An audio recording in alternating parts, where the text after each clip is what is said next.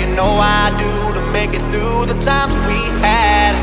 I see it now, I see it now. Full-sized SUVs, mid-sized SUVs, compact SUVs, micro SUVs, mini SUVs എന്ന് തുടങ്ങി ഒട്ടനവധി SUV വകഭേദങ്ങൾ നമ്മുടെ മാർക്കറ്റിൽ ലഭ്യമാണ്.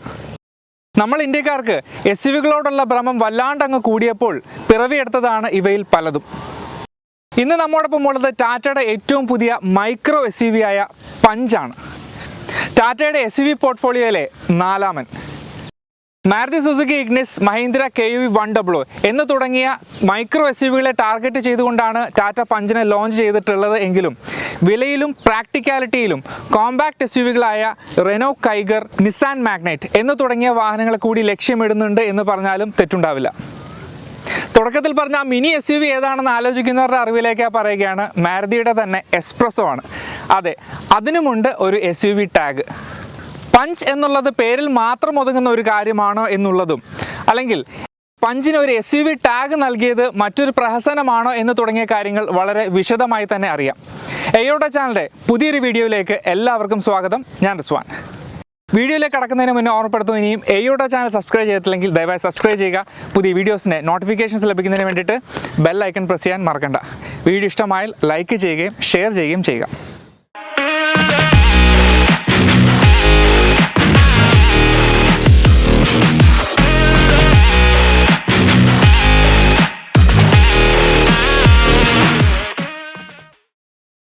Design കൊണ്ട് ടാറ്റയുടെ ന്യൂ ജനറേഷൻ കാറുകളെല്ലാം തന്നെ അട്രാക്റ്റീവ് ആണെന്ന് പ്രത്യേകിച്ച് എടുത്തു പറയേണ്ട കാര്യമൊന്നുമില്ല. ആൾട്രോസും ഹാരിയറും സഫാരിയും നെക്സോണും ഒക്കെ അത് വളരെയധികം തെളിയിക്കപ്പെട്ടുള്ള കാര്യം തന്നെയാണ്. പഞ്ചിൻ്റെ കാര്യത്തിലും യാതൊരു തരത്തിലുള്ള വ്യത്യാസമില്ല. വളരെ ബ്രില്യൻ്റ് ആയിട്ടുള്ള ഒരു ഡിസൈനുള്ള ഒരു കാർ തന്നെയാണ് പഞ്ച്. ഫ്രണ്ട് ഡിസൈനിലേക്ക് വരുമ്പോൾ ഹാരിയറിനോട് വളരെ സിമിലർ ആയിട്ടുള്ള ഒരു ഡിസൈൻ എലമെൻറ്റ്സ് നമുക്ക് കാണാം.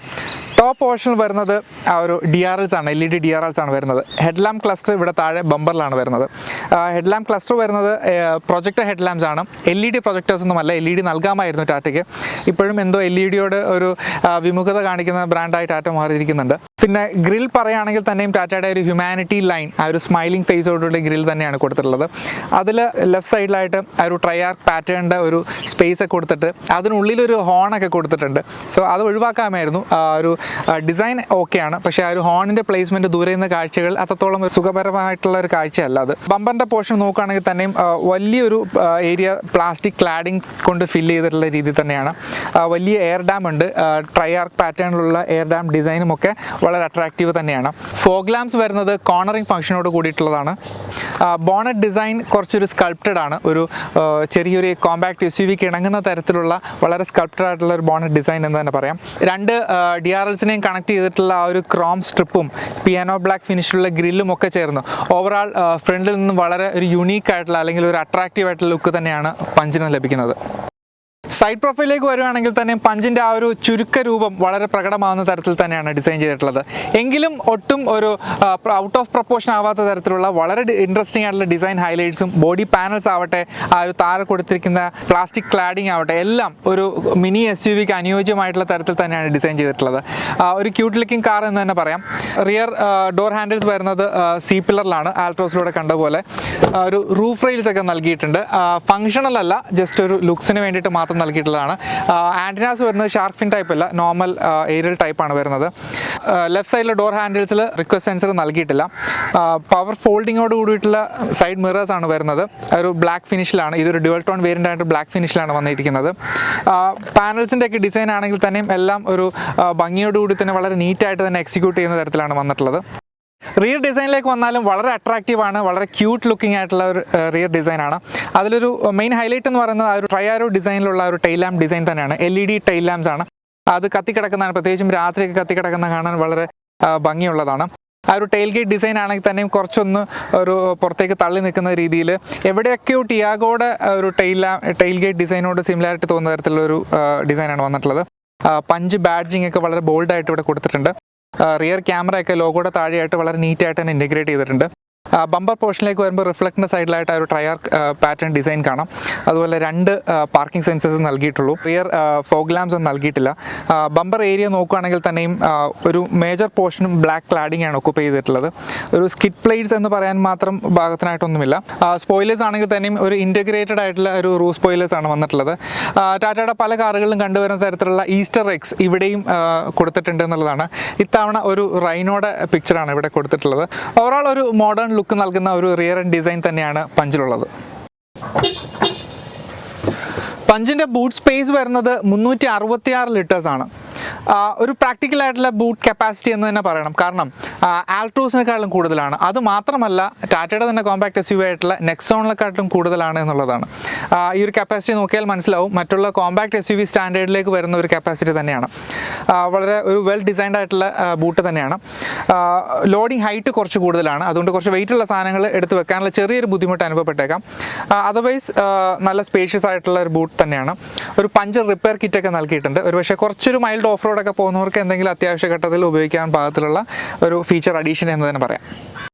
ടാറ്റ ആൾട്രോസിലൂടെ അവതരിപ്പിച്ചിട്ടുള്ള ആൽഫ ആർക്ക് പ്ലാറ്റ്ഫോമിൽ തന്നെയാണ് പഞ്ചും രൂപകൽപ്പന ചെയ്തിട്ടുള്ളത്. 2445 mm ആണ് വീൽ ബേസ് വരുന്നത്. 187 mm ഗ്രൗണ്ട് ക്ലിയറൻസുമുണ്ട്. ഓവറോൾ ഡയമെൻഷൻസ് നോക്കുകയാണെങ്കിൽ ഇതിൻ്റെ മെയിൻ കോമ്പറ്റീറ്റേഴ്സ് ആയിട്ടുള്ള Maruti Suzuki Ignis, Mahindra KV1W എന്നിവയേക്കാൾ പഞ്ചിന് ഒരു ക്ലിയർ അഡ്വാൻറ്റേജ് ഉണ്ടെന്ന് വളരെ പ്രകടമാണ്. ടയർ സൈസ് നോക്കുകയാണെങ്കിൽ തന്നെയും ഒരു ക്ലാസ് ലീഡിംഗ് എന്ന് വേണമെങ്കിൽ പറയാം. 195/60 പ്രൊഫൈലുള്ള 16-inch ടയേഴ്സാണ് ടോപ്പ് വേരിയൻസിൽ വരുന്നത്. ലോവർ വേരിയൻസിലും സ്പെയർ വീലായിട്ടും വരുന്നത് 185/70 പ്രൊഫൈലുള്ള 15-inch ടയേഴ്സാണ്. ഡുവൽ കട്ട് അലോയ് വീൽ ഡിസൈനും വളരെ ഭംഗിയുള്ളത് തന്നെയാണ്. മറ്റൊരു കീ ഡിസൈൻ ഹൈലൈറ്റ് എന്ന് പറയുന്നത് 90 ഡിഗ്രി വൈഡ് ഓപ്പണിംഗ് ഡോസ് ആണ്.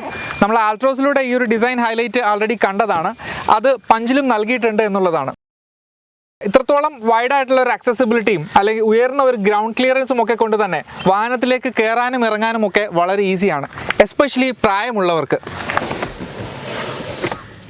ഓവറോൾ പഞ്ചിൻ്റെ ഡിസൈൻ നോക്കുകയാണെങ്കിൽ തന്നെ ടാറ്റ എഞ്ചിനീയേഴ്സ് വളരെ ബ്രില്യൻ്റ് ആയിട്ടുള്ള ഒരു ജോബാണ് നടത്തിയിട്ടുള്ളത് തന്നെ വളരെ വ്യക്തമാണ്. ഒരു കോമ്പാക്ട് SUV എന്ന് പറയുമ്പോൾ നമ്മൾ പലപ്പോഴും സംശയിക്കുന്ന തരത്തിലുള്ള ഒരു ഏച്ചുകെട്ടലൊന്നും ഇല്ലാതെ വളരെ നീറ്റായിട്ട് എക്സിക്യൂട്ട് ചെയ്തിട്ടുള്ള ഒരു നല്ല പ്രൊഫൈലോട് കൂട്ടിയിട്ടുള്ള വാഹനമാണ് പഞ്ച്.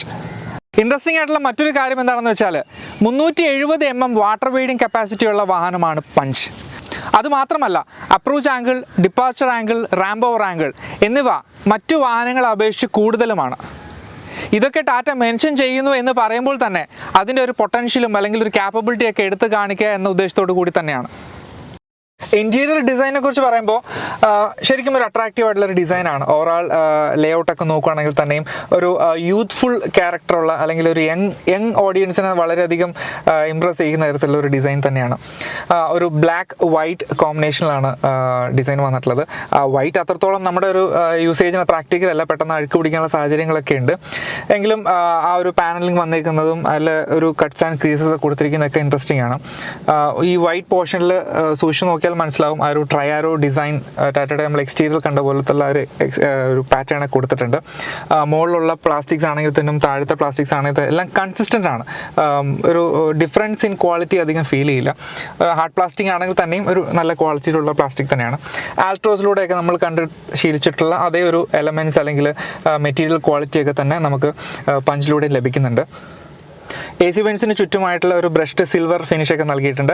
അതുപോലെ നോബ്സ് ആണെങ്കിൽ തന്നെയും ഒരു ക്രോം എലമെൻറ്റ്സ് ഒക്കെ നൽകിയിട്ടുണ്ട്. ഓവറോൾ ഫിറ്റ് ആൻഡ് ഫിനിഷും അല്ലെങ്കിൽ മെറ്റീരിയൽസിൻ്റെ ക്വാളിറ്റിയും ഒക്കെ ഡീസൻറ്റ് എന്ന് തന്നെ പറയാം. ഒരു ഫ്രീ സ്റ്റാൻഡിങ് ആയിട്ടുള്ള ഹർമാൻ്റെ 7-inch ഇൻഫോർടൈൻമെൻറ്റ് സിസ്റ്റം ഉണ്ട്. ഗ്ലോ ബോക്സ് ആണെങ്കിൽ തന്നെയും അത്യാവശ്യം ഡീസൻറ്റ് സ്റ്റോറേജ് നൽകുന്ന പ്രാക്ടിക്കൽ ആയിട്ടുള്ള ഗ്ലോ ബോക്സ് ആണ്. കൂൾഡ് ഫംഗ്ഷനാലിറ്റിയോട് കൂടിയിട്ടാണ് ഗ്ലോ ബോക്സ് വരുന്നത്. മിറേഴ്സ് ഓട്ടോ ഡിമ്മിങ് ഫംഗ്ഷനാലിറ്റി ഒന്നുമില്ല, മാനുവലാണ്. സ്റ്റിയറിംഗ് വീലിൻ്റെ ഡിസൈൻ ആണെങ്കിൽ തന്നെയും ഒരു ലെതർ റാപ്ഡ് സ്റ്റിയറിംഗ് ആണ്. ആൾട്രോസിൽ കണ്ട അതേ ഒരു ഡിസൈൻ തന്നെയാണ്, ഫ്ലാറ്റ് ബോട്ടം ഡിസൈനിലുള്ളതാണ്. നല്ല കോണ്ടറിങ് കൊടുത്തിട്ട് പിടിക്കാൻ വളരെ കംഫർട്ടബിൾ ആയിട്ടുള്ള ഒരു സ്റ്റിയറിംഗ് വീൽ ഡിസൈനാണ്. ഹോൺ പാഡിൻ്റെ ഒരു ഏരിയയും ഒക്കെ നമ്മൾക്ക് കൈ അധികം സ്ട്രെച്ച് ചെയ്യാതെ തരത്തിൽ ഹോൺ യൂസ് ചെയ്യാൻ തരത്തിലുള്ള ഒരു ഡിസൈനാണ്. വളരെ പ്രാക്ടിക്കൽ ആയിട്ടുള്ള കൺട്രോൾസ് ഒക്കെയുള്ള വളരെ ഡീസൻ്റ് ആയിട്ട് നല്ല ക്വാളിറ്റി നൽകുന്ന കൺട്രോൾസ് ആണ്. ലെഫ്റ്റ് സൈഡിലായിട്ട് ടെലിഫോണി ആൻഡ് വോളിയം കൺട്രോൾസ് ഉണ്ട്. റൈറ്റ് സൈഡിൽ ക്രൂയിസ് കൺട്രോൾസും MIDയുടെ കൺട്രോൾസും ഒക്കെ ആയിട്ട് നൽകിയിരിക്കുന്നു. സ്റ്റിയറിംഗിൻ്റെ അഡ്ജസ്റ്റ്മെൻറ്റ്സ് നോക്കുകയാണെങ്കിൽ തന്നെയും ടിൽറ്റ് അഡ്ജസ്റ്റ്മെൻറ്റേ ഉള്ളൂ, റീച്ച് അഡ്ജസ്റ്റ്മെൻറ്റ് വരുന്നില്ല. ഒരു മൈക്രോ SUV അല്ലെങ്കിൽ ഒരു SUV ടാഗുള്ള വാഹനം എന്ന നിലയ്ക്ക് ഒരു റീച്ച് അഡ്ജസ്റ്റ്മെൻറ്റ് കൂടി കൊടുത്തിരുന്നെങ്കിൽ കുറച്ചുകൂടെ പ്രാക്ടിക്കലായേനെ. ഇവിടെ റൈറ്റ് സൈഡിലായിട്ട് എഞ്ചിൻ സ്റ്റാർട്ട് സ്റ്റോപ്പിൻ്റെയും അതുപോലെ തന്നെ ഡ്രൈവ് മോഡ്സിൻ്റെയൊക്കെ ബട്ടൺ കൊടുത്തിരിക്കുന്നുണ്ട്. സ്റ്റോറേജ് സൗകര്യങ്ങൾ നോക്കുകയാണെങ്കിൽ തന്നെയും ഡീസൻ്റ് ആയിട്ടുള്ള സ്റ്റോറേജ് സൗകര്യങ്ങൾ നൽകുന്നുണ്ട്. ടാറ്റയുടെ കാറുകൾ ആ കാര്യത്തിൽ ഒരിക്കലും പിന്നോട്ട് പോയിട്ടില്ല. ഇവിടെ ഗിയർ നോബിൻ്റെ ഫ്രണ്ടിലായിട്ട് വളരെ ഡീപ്പായിട്ടുള്ളൊരു ഏരിയ ഉണ്ട്. ഫോണും പേഴ്സും കാര്യങ്ങളൊക്കെ സൂക്ഷിക്കാൻ പാകത്തിന്. ഒരു സെൻറ്റർ ആംറസ്റ്റ് കൊടുത്തില്ല എന്നുള്ളൊരു പോരായ്മ പറയാനുണ്ട്.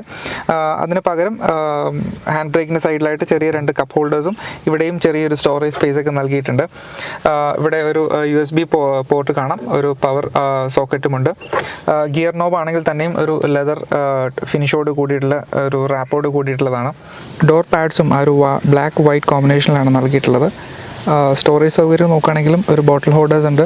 അതുകൂടാതെ ഒരു അംബ്രല്ല ഹോൾഡർ, നെക്സോണിലൊക്കെ കണ്ട പോലത്തെ അംബ്രല്ല ഹോൾഡേഴ്സും നൽകിയിട്ടുണ്ട്. സീറ്റിൻ്റെ ഡിസൈൻ ആണെങ്കിൽ തന്നെയും ഒരു ട്രയാരോ ഫിനിഷിലുള്ള ഒരു ഫാബ്രിക് മെറ്റീരിയലാണ്, ലെതർ സീറ്റ് കവേഴ്സ് ഒന്നുമല്ല. സീറ്റിങ്ങിൻ്റെ കംഫർട്ടിനെ കുറിച്ച് പറയുകയാണെങ്കിൽ ഡീസൻ്റ് ആയിട്ടുള്ള ഒരു സീറ്റിംഗ് എന്നേ പറയാനുള്ളൂ. നല്ല തൈ സപ്പോർട്ട് ഉണ്ട്, ആവശ്യത്തിൽ അധികം ഹെഡ് റൂം ഉണ്ട്. പക്ഷേ ഒരു കുറച്ചുകൂടെ നല്ലൊരു ബോൾസ്റ്ററിങ് ഒക്കെ കൊടുത്തിട്ടെങ്കിൽ നന്നായേനെ. എൻ്റെ ഒരു ഹൈറ്റിനും വെയിറ്റിനും ഇത് സ്യൂട്ടബിൾ ആണ്. പക്ഷേ കുറച്ചുകൂടെ വണ്ണമുള്ളവർക്ക് ഒരു സീറ്റിൻ്റെ ആ ഒരു സൈഡ് ബോൾസ്റ്ററിങ് കുറച്ചുകൂടെ ബെറ്റർ ആയാൽ കൊള്ളാമായിരുന്നു എന്ന് തോന്നുന്നു. ഹൈറ്റ് അഡ്ജസ്റ്റബിളോട് കൂടിയിട്ടുള്ളതാണ്. പിന്നെ എടുത്ത് പറയേണ്ടത് ഒരു SUV ടാഗിനോട് വളരെയധികം യോജിക്കുന്ന തരത്തിലുള്ള ഒരു കമാൻഡിങ് ആയിട്ടുള്ള ഒരു ഡ്രൈവിംഗ് പൊസിഷൻ നമുക്ക് ഈ ഒരു സീറ്റിലൂടെ കിട്ടുന്നുണ്ട് എന്നുള്ളതാണ്. ഒരു പക്ഷേ മറ്റ് ഇഗ്നിസിലോ അല്ലെങ്കിൽ KUV 100 അധികം കിട്ടാത്ത തരത്തിലുള്ള ഒരു SUV ഫീൽ നൽകുന്ന തരത്തിലുള്ള ഒരു കമാൻഡിങ് ആയിട്ടുള്ള ഒരു ഡ്രൈവിംഗ് പൊസിഷൻ. ഇൻസ്ട്രുമെൻറ്റ് ക്ലസ്റ്റർ വരുന്നത് ഒരു സെമി ഡിജിറ്റൽ യൂണിറ്റ് ആണ്. ആൽട്ടോസിൽ കണ്ട വളരെ സിമിലർ ആയിട്ടുള്ള യൂണിറ്റ് തന്നെയാണ്. സ്പീഡോ കൺസോൾ അനലോഗ് ആണ്, എന്നാൽ ഒരു 7-inch മൾട്ടി ഇൻഫർമേഷൻ ഡിസ്പ്ലേയോട് കൂടിയുള്ളതാണ് അതിൻ്റെ ഒരു ടാക്കോമീറ്റർ അടങ്ങുന്ന കൺസോൾ. ഇതിൽ ഡിഫറെൻ്റ് ആയിട്ടുള്ള ഇൻഫർമേഷൻസ് നൽകുന്നുണ്ട്. പവർ ആൻഡ് ടോർക്ക് ഫിഗേഴ്സിൻ്റെ ഒരു ഗ്രാഫിക്കൽ റെപ്രസെൻറ്റേഷൻ കാണാം. അതുകൂടാതെ സെറ്റിംഗ്സ് മെനു, അതുകൂടാതെ distance to MT, instant fuel economy, അതുപോലെ ട്രിപ്പ് കമ്പ്യൂട്ടേഴ്സ് തുടങ്ങി ഒട്ടനവധി ഇൻഫർമേഷൻ നൽകുന്ന ഒരു യൂണിറ്റാണ്. Economy drive mode activated. City drive mode activated. Overall നല്ലൊരു ക്യാബിൻ എക്സ്പീരിയൻസ് തന്നെയാണ് പഞ്ചിലൂടെ കിട്ടുന്നത്. നല്ല വെൽ ബിൽറ്റ് ആയിട്ടുള്ള ക്യാബിൻ ഡിസൈൻ ഉണ്ട്. ഒരു സൺറൂഫ് നൽകിയിരുന്നെങ്കിൽ അതൊരു ശരിക്കും ഒരു ആഡഡ് അഡ്വാൻറ്റേജ് ആയേനെ, അല്ലെങ്കിൽ ഈ ഒരു കാറ്റഗറിയിൽ പഞ്ചിനെ കുറച്ചുകൂടെ ഡിഫറൻഷ്യേറ്റ് ചെയ്ത് നിർത്തുന്ന ഒരു ഫാക്ടർ ആയേനെ. അതുകൂടാതെ ഈ ഒരു സെഗ്മെൻറ്റിൽ കുറച്ചൊരു റഫ് റോഡ് ക്യാപ്പബിലിറ്റി ഒക്കെ ഓഫർ ചെയ്യുന്ന ഒരു വാഹനം എന്ന നിലയ്ക്ക് ഒരു ടയർ പ്രഷർ മോണിറ്ററിംഗ് സിസ്റ്റം കൂടി നൽകിയിരുന്നെങ്കിൽ അതും ഒരു പ്ലസ് പോയിന്റ് ആയിരുന്നു. മിസ്സിംഗ് ഫീച്ചേഴ്സായിട്ട് തോന്നിയ കാര്യം ഈ ഒരു ആംറസ്റ്റ് ഇല്ല, ബാക്കിൽ എന്താ പറയുക റിയർ AC വെൻസ് നൽകിയിട്ടില്ല എന്ന് തുടങ്ങിയവയാണ്. അതർവൈസ് ഒരു എക്യുപ്മെൻറ്റ് ലിസ്റ്റ്, ഫീച്ചേഴ്സിൻ്റെ ലിസ്റ്റൊക്കെ എടുത്ത് നോക്കുകയാണെങ്കിൽ ഒരു വെൽ എക്യുപ്ഡ് ആയിട്ടുള്ള ഒരു കാർ തന്നെയാണ് പഞ്ച്. ടച്ച് സ്ക്രീൻ യൂണിറ്റിനെ പറ്റി പറയുമ്പോൾ നമ്മൾ ആൾട്രോസിലൂടെയും നെക്സോണിലൂടെ ഒക്കെ കണ്ടിട്ടുള്ള അതേ യൂണിറ്റാണ്. ഹർമാൻ പ്രൊവൈഡ് ചെയ്യുന്ന ഒരു 7-inch ഒരു ഫ്രീ സ്റ്റാൻഡിങ് യൂണിറ്റാണ്. 7-inch എന്ന് പറയുമ്പോൾ ഇപ്പോൾ ഒരു സ്റ്റാൻഡേർഡ് അല്ലാതായി മാറിയിരിക്കുന്നു. കാരണം പുതിയ തലമുറയുള്ള വാഹനങ്ങളെല്ലാം സ്ക്രീൻ സൈസ് അപ്ഗ്രേഡ് ചെയ്ത് വരുന്നതായിട്ടാണ് നമ്മൾ കാണുന്നത്. ഒരു 8-inch എങ്കിലും കൊണ്ടുവരേണ്ടതായിരുന്നു. ഓവറോൾ ഒരു എക്സ്പീരിയൻസ് പറയുകയാണെങ്കിൽ തന്നെയും ടച്ച് ആണെങ്കിലും ഒരു യൂസർ ഇൻ്റർഫേസ് ആണെങ്കിലും ഒക്കെ ഡീസൻറ്റ് എന്ന് പറയാം. ഒരു ബെസ്റ്റ് എന്ന് അവകാശപ്പെടാൻ കഴിയില്ല. ഒരു പക്ഷേ ഈ ഒരു പ്രൈസ് റേഞ്ചിൽ എനിക്ക് തോന്നുന്നു ബെസ്റ്റായിട്ട് പറയാൻ കഴിയുന്നത് ഹ്യുണ്ടായുടെ യൂണിറ്റാണ്. നിയോസിലൂടെയൊക്കെ അവതരിപ്പിച്ചുള്ള ഒരു 8-inch HD യൂണിറ്റാണ്. ടാറ്റയ്ക്ക് ഈ ഒരു മേഖലയിൽ കുറച്ചുകൂടെ വർക്ക് ചെയ്യാമായിരുന്നു. കുറച്ചുകൂടെ ബെറ്റർ ഗ്രാഫിക്സും ബെറ്റർ ബിഗർ സ്ക്രീനും ഒക്കെ കൊണ്ടുവരാമായിരുന്നു. ഫീച്ചേഴ്സ് നോക്കുകയാണെങ്കിൽ ഒരു ഡീസൻ്റ്ലി എക്വിപ്ഡ് ആണ്. Android auto, apple CarPlay, reverse camera integration, അതും ഡൈനാമിക് ഗൈഡ് ലൈൻസോട് കൂട്ടുള്ളത്. അതുകൂടാതെ what 3 based navigation system introduce ചെയ്തിട്ടുണ്ട് എന്നുള്ളതാണ്. അതായത് ഒരു വോയിസ് കമാൻഡിലൂടെ നമുക്ക് നാവിഗേഷൻ പ്രൊവൈഡ് ചെയ്യുന്നു എന്നുള്ളതാണ്. അതിൽ ഹിന്ദി, ഇംഗ്ലീഷ്, അതുകൂടാതെ ഹിംഗ്ലീഷ്, അത് ഹിന്ദിയും ഇംഗ്ലീഷും കൂടെ മിക്സ് ചെയ്തിട്ടുള്ള ലാംഗ്വേജ് റെക്കഗ്നീഷനും ഒക്കെ ഇതിലൂടെ കൊണ്ടുവരുന്നുണ്ട്. ഓഡിയോ സെറ്റപ്പ് വരുന്നത് ഒരു 4+2 4 സ്പീക്കേഴ്സ് 2 ട്വീറ്റേഴ്സ് എന്നുള്ള രീതിയിലാണ് വരുന്നത്. സൗണ്ട് ക്വാളിറ്റി ഒക്കെ ഡീസൻ്റ് ആണ്. ടാറ്റയുടെ കാറുകൾ ആ കാര്യത്തിൽ പിന്നോട്ട് പോയിട്ടില്ല. ഡീസൻറ്റ് സൗണ്ട് ക്വാളിറ്റി ഉണ്ട്. അതുപോലെ തീംസ് സെലക്ട് ചെയ്യാമെന്നുള്ളൊരു ഓപ്ഷൻ കൂടിയുണ്ട്. അതായത് ഡിഫറെൻറ്റ് കളേഴ്സ് നമുക്ക് സെലക്ട് ചെയ്യാൻ പറ്റും. ആ ഒരു സെലക്ട് ചെയ്യുന്ന കളർ ഇൻഫോർടൈൻമെൻറ്റ് യൂണിറ്റിൽ മാത്രമല്ല, അത് തന്നെ ഇൻസ്ട്രുമെൻറ്റ് ക്ലസ്റ്ററിലും റിഫ്ലക്റ്റ് ചെയ്യുന്നുണ്ട്. ഓവറോൾ ഒരു ഡീസൻറ്റ് എക്സ്പീരിയൻസ് നൽകുന്ന ഒരു യൂണിറ്റ് തന്നെയാണ്. അതിനോടൊപ്പം തന്നെ എടുത്ത് പറയേണ്ടത് ഐറ എന്ന് പറഞ്ഞിട്ടുള്ള കണക്ടിവിറ്റി സ്യൂട്ട് ടാറ്റ പഞ്ചിലും നൽകിയിട്ടുണ്ട് എന്നുള്ളതാണ്. ആൾട്രോസിൻ്റെ റിവ്യൂവിലൊക്കെ നമ്മൾ ഡീറ്റെയിൽ ആയിട്ട് അതിനെക്കുറിച്ച് പറഞ്ഞിട്ടുണ്ടായിരുന്നു. പുതിയ തലമുറയിൽപ്പെട്ട വാഹനങ്ങളെല്ലാം കണ്ടുവരുന്ന കണക്ടിവിറ്റി ഫീച്ചേഴ്സ്, അതായത് റിമോട്ടായിട്ട് ഓപ്പറേറ്റ് ചെയ്യുക, റിമോട്ടായിട്ട് ഹോൺ ലോക്ക് ചെയ്യുക, അൺലോക്ക് ചെയ്യുക, ഹോൺ പ്രവർത്തിപ്പിക്കുക, അത്തരത്തിലുള്ള കണക്ടിവിറ്റി ഫീച്ചേഴ്സ് ഉണ്ട്. അതുകൂടാതെ ജിയോ ഫെൻസിങ്, ടൈം ഫെൻസിങ് പോലുള്ള സർവീസസ്, വെഹിക്കിൾ ട്രാക്കിംഗ്, അതുകൂടാതെ വണ്ടിയുടെ ഡ്രൈവറിൻ്റെ ഒരു ഡ്രൈവിംഗ് സ്റ്റാറ്റസ്, വെഹിക്കിൾ ഡയഗ്നോസിസ്, ഇത്തരത്തിലുള്ള കുറേ കണക്ടിവിറ്റി ഫീച്ചേഴ്സ് ടാറ്റ ഈ ഒരു പഞ്ചിലൂടെയും അവതരിപ്പിക്കുന്നുണ്ട്. റിമോട്ടായിട്ട് എഞ്ചിൻ സ്റ്റാർട്ട് ചെയ്യാനോ സ്റ്റോപ്പ് ചെയ്യാനോ അല്ലെങ്കിൽ ക്ലൈമറ്റ്രോണിക് AC ഓൺ ആക്കാനുള്ള സൗകര്യങ്ങളൊന്നുമില്ല. അത്രത്തോളം അഡ്വാൻസ്ഡ് ആയിട്ടുള്ള ഒരു കണക്ടിവിറ്റി സ്യൂട്ടാണെന്നും പറയുന്നില്ല. ബാക്ക് സീറ്റ് എക്സ്പീരിയൻസും വളരെ നല്ലത് തന്നെയാണ്. നല്ല സ്പേഷ്യസ് ആയിട്ടുള്ള ഇൻറ്റീരിയേഴ്സ് ആണ്, നല്ല ഹെഡ് റൂം ഉണ്ട്, ലെഗ് റൂം നിങ്ങൾക്ക് കാണാത്തത്തോളം ഉണ്ട് എന്നുള്ളത്. ഫ്രണ്ട് സീറ്റ് എൻ്റെ ഹൈറ്റ് സെറ്റിങ്ങിന് അറേഞ്ച് ചെയ്തിട്ടിരിക്കുകയാണ്. ഞാൻ 5'10" ആണ്. കാലൊക്കെ സ്ട്രെച്ച് ചെയ്ത് നല്ല അവൈലബിൾ ലെഗ് റൂമും കാര്യങ്ങളൊക്കെ ഉണ്ട്. ഒരു ഫ്ലാറ്റ് ആയിട്ടുള്ളൊരു ഫ്ലോർ ബോർഡ് ഉണ്ട്. അതുകൊണ്ട് തന്നെ നടുക്കിരിക്കുന്നവർക്ക് അത്രത്തോളം വലിയ ബുദ്ധിമുട്ടോ കാര്യങ്ങളൊന്നും ഉണ്ടാവില്ല. സീറ്റ് ആവശ്യത്തിന് വൈഡാണ്, അത്ര ക്രാംഡ് ആണ് എന്നൊന്നും പറയാൻ പറ്റില്ല. ഇഗ്നിസിനെക്കാട്ടിലും ഫാർ ബെറ്റർ ആണ്. സെൻട്രലിലെ പാസഞ്ചർക്ക് ഡീസൻറ്റ് കംഫർട്ടിൽ യാത്ര ചെയ്യാം, എങ്കിലും 2 പേർക്കാണ് കൂടുതൽ കംഫർട്ടബിൾ ആയിട്ട് യാത്ര ചെയ്യാൻ പറ്റുക. ഒരു സെൻറ്റർ ആംറസ്റ്റ് ഒക്കെ നൽകിയിട്ടുണ്ട്, പക്ഷേ ഒരു കപ്പ് ഹോൾഡേഴ്സ് ഒന്നും നൽകിയിട്ടില്ല. ഹെഡ് റെസ്റ്റ് വന്നേക്കുന്നത് ഹൈറ്റ് അഡ്ജസ്റ്റബിൾ ആണ്. ഓവറോൾ നല്ല കുഷനിങ് ഒക്കെ, നല്ല തൈ സപ്പോർട്ടൊക്കെ നൽകുന്ന സീറ്റിംഗ് ആണ്. നല്ല സ്പേഷ്യസ് ആണ്. വിൻഡോ ഏരിയ ആണെങ്കിൽ തന്നെയും അത്യാവശ്യം വലുതാണ്. സോ നല്ല രീതിയിൽ ഒരു ഏരിയ ആയിട്ടുള്ളൊരു ഫീലും കിട്ടുന്നുണ്ട്. ബാക്കിൽ ഇരിക്കുന്നവർക്കാണെങ്കിലും ഒരു ചെറിയൊരു കോമ്പാക്ട് SUV ഇരിക്കുന്ന അതേ ഫീല് തന്നെയാണ്. കുറച്ച് എലവേറ്റഡ് ആയിട്ടുള്ളൊരു സീറ്റിംഗ് പൊസിഷനൊക്കെയാണ്. ഒരു റിയർ AC വെൻസ് നൽകിയിട്ടില്ല എന്നുള്ളൊരു പോരായ്മയുണ്ട്. പിന്നെ ഫ്രണ്ട് സീറ്റിൻ്റെ ബാക്കിൽ സീറ്റ് ബാക്ക് പോക്കറ്റ്സ് ഒക്കെ നൽകിയിട്ടുണ്ട്. തീർച്ചയായിട്ടും ഒരു ഫാമിലി കാറായിട്ട് അല്ലെങ്കിൽ ഒരു ബാക്ക് സീറ്റ് കംഫർട്ട് താല്പര്യപ്പെടുന്നവർക്ക് വളരെ അനുയോജ്യമായിട്ടുള്ള തരത്തിൽ തന്നെയാണ് പഞ്ചിൻ്റെ ഒരു ബാക്ക് സീറ്റും ടാറ്റ അണിയിച്ചൊരുക്കിയിട്ടുള്ളത്. പഞ്ചിൻ്റെ എൻജിൻ സ്പെസിഫിക്കേഷൻസിനെ കുറിച്ച് പറയുകയാണെങ്കിൽ പുതിയ ജനറേഷനുള്ള 1.2 ലിറ്റർ റെവോട്രോൺ സീരീസിലുള്ള 3 സിലിണ്ടർ പെട്രോൾ എഞ്ചിനാണ് കൊണ്ടുവന്നിട്ടുള്ളത്. പവർ ഫിഗേഴ്സ് ടിയാഗോയിലുള്ള അതേ പവർ ആൻഡ് ടോർക്ക് ഫിഗേഴ്സ് തന്നെയാണ്. 86 PS പവറും 113 Nm ടോർക്കും ഒക്കെ നൽകുന്ന എഞ്ചിനാണ്. ഇത് പുതിയ തലമുറയിലുള്ള എഞ്ചിൻ എന്ന് പറയാൻ കാരണം ടാറ്റ ഇതിൽ യൂസ് ചെയ്ത ടെക്നോളജി പറയുന്നത് ഡൈനാപ്രോ എന്ന് പറയുന്ന ഒരു ടെക്നോളജിയാണ്. ബേസിക്കലി ഇതിൻ്റെ എയർ ഇൻടേക്ക് റീഡിസൈൻ ചെയ്ത് കൂടുതൽ എയർ ഇൻടേക്ക് ഉൾപ്പെടുത്തിക്കൊണ്ട് മികച്ച കമ്പഷൻ നൽകുന്ന ഒരു ടെക്നോളജിയാണ് ഇതിൽ ഉദ്ദേശിക്കുന്നത്. അതുകൊണ്ടുള്ളൊരു അഡ്വാൻറ്റേജ് അല്ലെങ്കിൽ ടാറ്റയുടെ അവകാശം എന്ന് പറഞ്ഞാൽ മികച്ച ലോ ആൻഡ് ടോർക്കും മികച്ച ഫ്യൂൽ എഫിഷ്യൻസിയും അതുകൂടാതെ തന്നെ മികച്ച റിഫൈൻമെൻറ്റും ഒക്കെ നൽകുന്നു എന്നുള്ളതാണ്. അതിനെക്കുറിച്ചിട്ടൊക്കെ തീർച്ചയായിട്ടും ഡ്രൈവ് ചെയ്യുന്ന സമയത്ത് പറയാം. ഒരു 5 സ്പീഡ് മാനുവൽ ഗിയർ ബോക്സും ഒരു 5 സ്പീഡ് AMT ഗിയർ ബോക്സുമായിട്ട് പെയർ ചെയ്തിട്ടാണ് ഈ എഞ്ചിൻ വരുന്നത്. പിന്നെ എക്കോ സിറ്റി എന്ന് പറയുന്ന 2 ഡ്രൈവ് മോഡുകളുണ്ട്. അതുകൂടാതെ എഞ്ചിൻ ഐഡിയൽ സ്റ്റാർട്ട് സ്റ്റോപ്പ് സിസ്റ്റവും ഒക്കെ നൽകിയിട്ടുണ്ട്. അതേ ഒരു ടിയാഗോയുടെ അതേ ഒരു പെർഫോമൻസ് ഫിഗേഴ്സ് എന്ന് പറയുമ്പോൾ ഒരുപക്ഷെ ചിലർക്കെങ്കിലും ഒരു അത്രത്തോളം ഇമ്പ്രസീവ് ആകുമോ എന്നുള്ള കാര്യത്തിൽ സംശയമൊക്കെ ഉണ്ട്. കുറച്ചുകൂടെ ഒരു ബെറ്റർ പവർ ഫിഗേഴ്സ്, പ്രത്യേകിച്ചും ഒരു SUV ടാഗോട് കൂടി വരുന്നൊരു വാഹനം എന്ന നിലയ്ക്ക് കുറച്ചുകൂടെ ബെറ്റർ പവർ നൽകാമായിരുന്നു എന്നുള്ള തോന്നലുകളൊക്കെ ഉണ്ടാവാം. തീർച്ചയായിട്ടും പെർഫോമൻസ് എങ്ങനെയുണ്ടെന്ന് ഡ്രൈവ് ചെയ്യുമ്പോൾ തന്നെ പറയാം.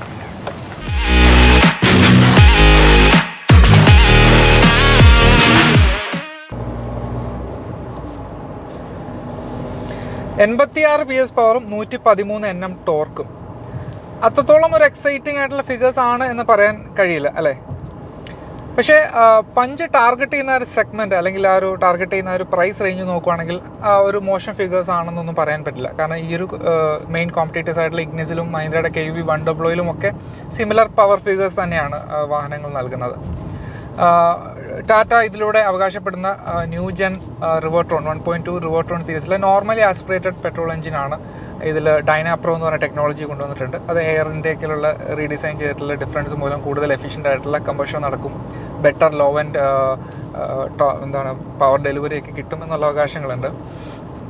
പഞ്ച് ഓടിക്കുമ്പോഴും എനിക്ക് മനസ്സിലാവുന്നത് തന്നെയാണ്. അതിനു മുൻപ് ടാറ്റ വളരെ ധൈര്യപൂർവ്വം വെളിവാക്കിയിട്ടുള്ളൊരു കാര്യം അല്ലെങ്കിൽ വളരെ കോൺഫിഡൻസോട് കൂടിയിട്ട് പരസ്യപ്പെടുത്തിയിട്ടുള്ളൊരു കാര്യം എന്ന് പറഞ്ഞാൽ ഈ ഒരു എഞ്ചിൻ പഞ്ചിൻ്റെ പെർഫോമൻസ് ഫിഗേഴ്സിൽ 0 to 60 km/h എത്താനായിട്ട് 6.5 സെക്കൻഡ്സും 0 to 100 km/h എത്താൻ 16.5 സെക്കൻഡ്സ് എന്നൊക്കെ അത് അവരുടെ ബ്രോഷറിൽ തന്നെ വളരെ വ്യക്തമായിട്ട് കൊടുത്തിട്ടുണ്ട്. അത്രത്തോളം എക്സൈറ്റിംഗ് ആയിട്ടുള്ളൊരു ഫിഗേഴ്സ് ആണെന്ന് പറയാൻ പറ്റില്ല. കാരണം ഇപ്പോൾ പുതുതലമുറയിലുള്ള എഞ്ചിനുകളൊക്കെ ഒരു 10 സെക്കൻഡ്സ് അല്ലെങ്കിൽ 12 സെക്കൻഡ്സിലൊക്കെ 0 to 100 എത്തുന്ന ഒരു രീതിയിലേക്കൊക്കെ മാറിക്കഴിഞ്ഞു ടർബോ പെട്രോൾ എഞ്ചിനുകൾ കേട്ടോ. അപ്പം ആ ഒരു ഇതിൽ നോക്കുമ്പോൾ അത്രത്തോളം എക്സൈറ്റിംഗ് അല്ല എങ്കിൽ കൂടിയും ടാറ്റ അത് കാണിക്കാനുള്ള ധൈര്യം കാണിച്ചു. ഒരു പക്ഷേ ഈ ഒരു പഞ്ചിൻ്റെ ഒരു ക്യാപ്പബിലിറ്റിയൊക്കെ ഉദ്ദേശിച്ചുകൊണ്ടാവണം ടാറ്റ അത്രത്തോളം ഒരു ബോൾഡായിട്ടുള്ള ഒരു തീരുമാനത്തിലേക്ക് എത്തിയത്. പെർഫോമൻസിനെ കുറിച്ച് പറയുമ്പോൾ അത്രത്തോളം ഒരു ത്രില്ലിംഗ് ആയിട്ടുള്ള ഒരു ഡ്രൈവിംഗ് എക്സ്പീരിയൻസ് അല്ലെങ്കിൽ ഒരു പെർഫോമൻസ് എന്തൂസിയാസ്റ്റിനെ ത്രില്ല് ചെയ്യിപ്പിക്കുന്ന തരത്തിലുള്ള അല്ലെങ്കിൽ തൃപ്തിപ്പെടുന്ന തരത്തിലുള്ള ഒരു പെർഫോമൻസ് ഉണ്ടെന്ന് പറയാൻ കഴിയില്ല. ആവശ്യത്തിനുള്ള പെർഫോമൻസ്, ഡീസൻ്റ് ആയിട്ടുള്ള ഒരു പെർഫോമൻസ് എന്നേ പറയാൻ കഴിയുന്നുള്ളൂ. ആ ഒരു ലോ ആൻഡ് ത്രോട്ടിലിൻ്റെ റെസ്പോൺസ് ഒക്കെ തീർച്ചയായിട്ടും ഇമ്പ്രൂവ് ചെയ്തിട്ടുണ്ട്. റിഫൈൻമെൻറ്റ് ആസ്പെക്റ്റിൽ കുറച്ചുകൂടെ ഇമ്പ്രൂവ്മെൻറ്റ് വേണ്ടതായിട്ടുണ്ട്. കുറച്ച് ബെറ്ററാണ്, പക്ഷേ സ്റ്റിൽ ഈ ഒരു സെഗ്മെൻറ്റിൽ ഇഗ്നിസിൻ്റെ ഒരു മാരുതിയുടെ 1.2 ലിറ്റർ പെട്രോൾ എഞ്ചിൻ എടുത്ത് നോക്കുക, അതൊരു 4 സിലിണ്ടർ എഞ്ചിനാണ്. റിഫൈൻമെൻറ്റ് കാര്യത്തിൽ അതാണ് ഇപ്പോഴും ഏറ്റവും ബെസ്റ്റ് എന്ന് പറയാൻ കഴിയുന്നത്. സോ അതിൻ്റെ അടുത്തൊന്നും എത്തുന്നില്ല റിഫൈൻമെൻറ്റ് കാര്യത്തിൽ. ഐഡിൽ സ്റ്റേറ്റിലൊക്കെ കുറച്ച് വൈബ്രേഷൻ ഫീൽ ചെയ്യുന്നുണ്ട്. പിന്നെ കാല് നല്ല രീതിയിൽ ആക്സിലേറ്റ് ചെയ്യുമ്പോൾ ആ ഒരു വൈബ്രേഷനൊക്കെ കാര്യമായിട്ട് ഫീൽ ചെയ്യുന്നുണ്ട്. അത്രത്തോളം ഒരു റവ് ഫ്രണ്ട്ലി ആയിട്ടുള്ളൊരു നേച്ചർ അല്ല എഞ്ചിൻ്റെ സൈഡിൽ നിന്ന് കിട്ടുന്നത്. പക്ഷേ സ്റ്റിൽ പവർ ഡെലിവറി ഒക്കെ ഒരു ലീനിയർ പവർ ഡെലിവറിയാണ്. ഈ പറയുന്ന പോലെ 0 to 60 6.5 സെക്കൻഡ്സും 0 to 100 16.5 സെക്കൻഡ്സും അത് അതിൻ്റെ ഒരു സ്വീറ്റ് ടൈം എടുത്ത് തന്നെയാണ് പവർ ബിൽഡപ്പ് ആകുന്നത്. സോ ഒരു ബ്രിസ്ക് ആയിട്ടുള്ള അല്ലെങ്കിൽ ഒരു ഭയങ്കര ഫാസ്റ്റ് ആയിട്ടുള്ള ഒരു ആക്സലറേഷൻ ഒന്നും നമുക്ക് ഫീൽ ചെയ്യില്ല. അതിലൊരു മെച്ചം വന്നേക്കെന്ന് പറഞ്ഞാൽ ആ ലോ ആൻഡ് റെസ്പോൺസിൽ ടോർക്കിലുള്ള ഡിഫറൻസ് വന്നിട്ടുണ്ട്. സോ അത് കുറച്ചുകൂടി ഡ്രൈവബിലിറ്റി എയ്ഡ് ചെയ്യുന്നു എന്ന് തന്നെ പറയാം. സിറ്റി ഡ്രൈവിങ്ങിലൊക്കെ ഒരുപാട് ഓടിച്ചു. സിറ്റി ഡ്രൈവിങ്ങിലൊക്കെ ഡീസൻ്റ് ആയിട്ടുള്ള ഡ്രൈവബിലിറ്റി ഒക്കെ നൽകുന്നുണ്ട്. എങ്കിലും ഒരു ഹമ്പിലൊക്കെ തേർഡ് ഗിയറിലിട്ട് എടുത്തു പോകാനുള്ള ധൈര്യമൊന്നും കാണിക്കരുത്. അതിനുള്ള ഒരു കഴിവൊന്നുമില്ല. പക്ഷേ സെക്കൻഡ് ഗിയറിലൊക്കെ ഇട്ട് ഡീസൻ്റായിട്ട് കാല് കൊടുത്ത് പോവാം. സിറ്റി ഡ്രൈവിങ്ങിലൊക്കെ വളരെ ഈസിയാണ്. മാനുവർ ചെയ്യാനും ഒക്കെ കോമ്പാക്ട് പ്രൊപ്പോർഷൻസ് ആണ്, വളരെ ഈസി ആയിട്ട് കൊണ്ട് നടക്കാം. സിറ്റി ഡ്രൈവിങ്ങിന് വളരെ അനുയോജ്യമായിട്ടുള്ള രീതി തന്നെയാണ്. സിറ്റി എക്കോ എന്ന് പറഞ്ഞിട്ട് 2 ഡ്രൈവ് മോഡ്സ് ഒക്കെ നൽകിയിട്ടുണ്ട്. എക്കോ മോഡ് പവർ ഡെലിവറി ഒക്കെ വളരെ ലിമിറ്റഡ് ആണ്, അത്ര കാര്യമായിട്ട് റെസ്പോൺസ് ഇല്ല. സോ എക്കോ മോഡിൽ ഞാൻ അത്ര സജസ്റ്റ് ചെയ്യുന്നില്ല ഓടിക്കാനായിട്ടാണെങ്കിൽ. പെർഫോമൻസിൽ ഓഫ് കോഴ്സ് ചെറിയൊരു മാറ്റം ഉണ്ടായേക്കാം. പക്ഷേ സിറ്റി മോഡാണ് ഓവറോൾ ഒരു ഹൈവേ ഡ്രൈവിങ്ങിനാണെങ്കിലും സിറ്റി ഡ്രൈവിങ്ങിനൊക്കെ ഒരുപോലെ ഇണങ്ങുന്ന തരത്തിലാണ്. സിറ്റി മോഡിലാകുമ്പോഴത്തേക്ക് കുറച്ചുകൂടെ ബെറ്റർ ആയിട്ടുള്ള പവർ ഡെലിവറി ഒക്കെ ഹൈവേ ഇതിൽ കിട്ടുന്നുണ്ട്. ഒരുപക്ഷെ ഒരു പെർഫോമൻസ് എന്തൂസിയാസ്റ്റിന് വേണ്ടിയിട്ട് ടാറ്റ ആ ഒരു ടർബോ ചാർജ് പെട്രോൾ എഞ്ചിൻ കൂടി കൊണ്ടുവരണമായിരുന്നു. ആൾട്രോസിലൂടെയൊക്കെ അവതരിപ്പിച്ചിട്ടുണ്ടായിരുന്നു. അത് വളരെ ബ്യൂട്ടിഫുള്ളി ട്യൂൺഡ് ആയിട്ടുള്ള ഒരു എഞ്ചിനാണ്. നല്ല ഡ്രൈവബിലിറ്റിയും നല്ല പെർഫോമൻസും ഒക്കെ നൽകുന്ന ഒരു എഞ്ചിനാണ്. അത് തീർച്ചയായിട്ടും ഈ ഒരു വേരിയൻറ്റിൽ കൂടി ഇൻട്രൊഡ്യൂസ് ചെയ്യണമായിരുന്നു എന്നാണ് എനിക്ക് തോന്നുന്നത്. ടാറ്റയിൽ നിന്ന് അറിയാൻ കഴിഞ്ഞത് ഒരു ഡിമാൻഡ് ഉണ്ടെങ്കിൽ തീർച്ചയായിട്ടും അത് വരാനുള്ള സാധ്യതകളുണ്ട് എന്നാണ്. അത് എപ്പം എങ്ങനെയെന്നൊന്നും പറയാറായിട്ടില്ല. ഓവർടേക്കിങ്ങിലൊക്കെ ആ ഒരു ലീനിയർ പവർ ഡെലിവറി തന്നെയാണ് കിട്ടുന്നത്. കുറച്ചൊന്ന് പ്ലാൻഡ് ആയിട്ട് ഗിയറൊക്കെ ഒന്ന് ഡൗൺ ചെയ്ത് നല്ല രീതിയിൽ എടുക്കുകയാണെങ്കിൽ ആവശ്യത്തിനുള്ള പെർഫോമൻസ് നമുക്ക് ഈ റേഞ്ചിൽ നിന്ന് എക്സ്ട്രാക്ട് ചെയ്യാൻ പറ്റുമെന്നാണ് പറയാനുള്ളത്. പഞ്ചിൽ തന്നെ ഏറ്റവും കൂടുതൽ ഇമ്പ്രസ് ചെയ്തത് അതിൻ്റെ ഒരു ഡൈനാമിക്സ് ആണെങ്കിൽ റൈഡ് ആൻഡ് ഹാൻഡ്ലിംഗ് എന്ന് പറയുന്ന ഒരു സെക്ഷനാണ്. റൈഡ് ക്വാളിറ്റി എസ്പെഷ്യലി വളരെ ബ്രില്യൻ്റ് ആയിട്ട് തന്നെ ടാറ്റ ചെയ്തിട്ടുണ്ടെന്ന് പറയാം. നമ്മുടെ ഒരു റോഡ് കണ്ടീഷൻസിന് വളരെ പെർഫെക്റ്റ് ആയിട്ട് തന്നെയാണ് അതിൻ്റെ സസ്പെൻഷൻ ട്യൂണിങ് നൽകിയിട്ടുള്ളത്. നമുക്കറിയാം ടാറ്റയുടെ പുതിയ പ്ലാറ്റ്ഫോമുകളെല്ലാം തന്നെ കുറേ കൂടി ഡ്രൈവർ ഫ്രണ്ട്ലിയാണ്, നല്ല റൈഡ് ക്വാളിറ്റി നല്ല കംഫർട്ടൊക്കെ നൽകുന്ന സസ്പെൻഷനാണ്. പഞ്ചിൻ്റെ കാര്യത്തിൽ യാതൊരു കുറവുമില്ല കാര്യത്തിൽ പറയാനായിട്ട്. പൊട്ടിപ്പൊളിഞ്ഞ റോഡുകളൊക്കെ വളരെ അനായാസം, ഒരുപക്ഷെ ഇഗ്നിസോ അല്ലെങ്കിൽ KV 100 ഒക്കെ അനായാസം നമുക്ക് കൈകാര്യം ചെയ്യാൻ പറ്റുന്ന രീതിയിൽ കുറേ കൂടി ക്യാപ്പബിലിറ്റി ഉള്ള ഒരു വെഹിക്കിളാണ് എന്ന് പറയാം.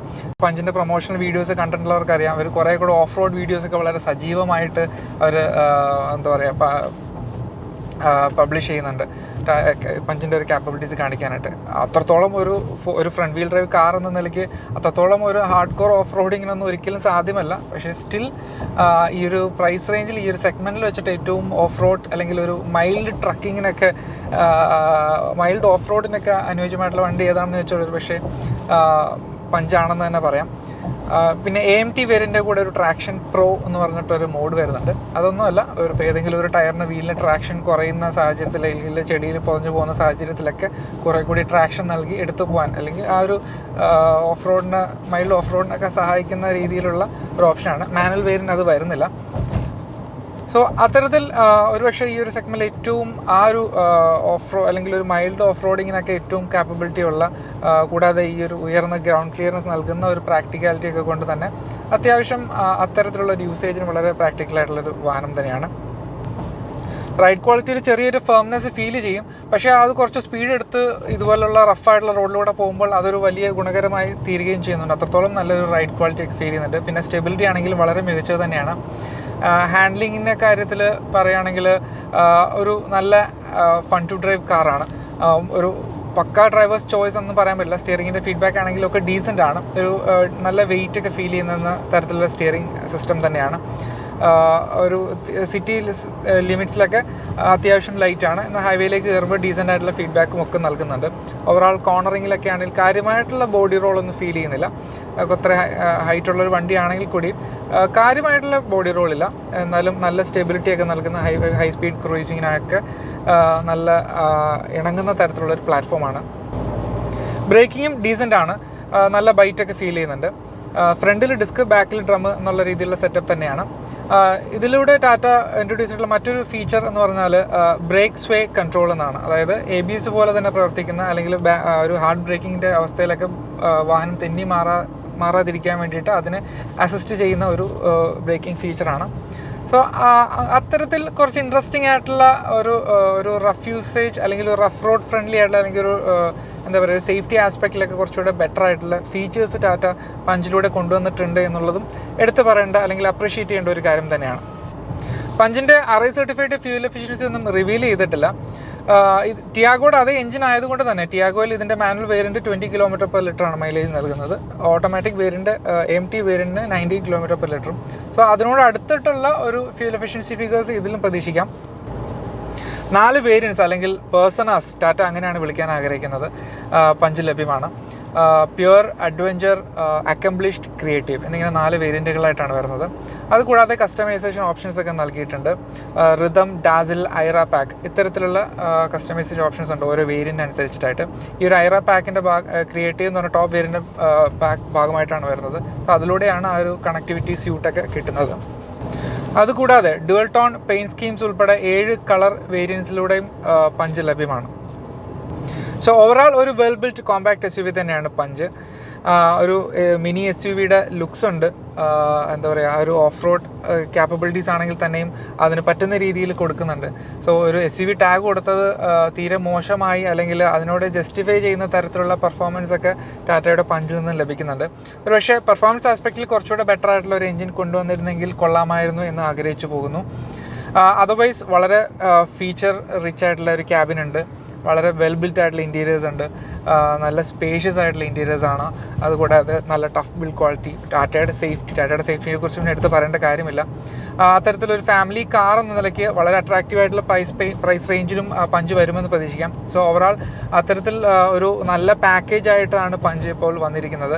സോ ടാറ്റ നല്ല രീതിയിൽ പഞ്ചിൽ നിന്ന് പ്രതീക്ഷിക്കുന്നുണ്ട് എന്നുള്ളതും വളരെ വ്യക്തമാണ്. സോ അതിനുള്ളൊരു പൊട്ടൻഷ്യലുള്ള വാഹനമാണ് എന്ന് നമുക്ക് ഉറപ്പിച്ച് പറയാനും കഴിയുന്നൊരു വാഹനം കൂടിയാണ്. സോ ഇത്രയൊക്കെയാണ് പഞ്ചിൻ്റെ വിശേഷങ്ങളായിട്ട് പറയാനുള്ളത്. ഈ വീഡിയോ നിങ്ങൾക്ക് ഇഷ്ടമായി എന്ന് വിശ്വസിക്കുന്നു. നിങ്ങളുടെ വിലയേറെ അഭിപ്രായങ്ങളും നിർദ്ദേശങ്ങളും ഒക്കെ കമൻസ് ആയ പേഴ്സണൽ മെസ്സേജായി അറിയിക്കേണ്ട. ഓർമ്മിപ്പിക്കുകയാണ്, ഇനിയും AOTO ചാനൽ സബ്സ്ക്രൈബ് ചെയ്തിട്ടില്ലെങ്കിൽ ദയവായി സബ്സ്ക്രൈബ് ചെയ്യുക. പുതിയ വീഡിയോസിന് നോട്ടിഫിക്കേഷൻസ് ലഭിക്കുന്നതിന് വേണ്ടിയിട്ട് ബെൽ ഐക്കൺ പ്രസ് ചെയ്യാൻ മറക്കണ്ട. വീഡിയോ ഇഷ്ടമായാൽ ലൈക്ക് ചെയ്യുകയും ഷെയർ ചെയ്യുകയും ചെയ്യുക. Thanks for watching. Thanks for supporting. പുതിയൊരു വീഡിയോയുമായി കണ്ടുമുട്ടുന്നത് വരെ.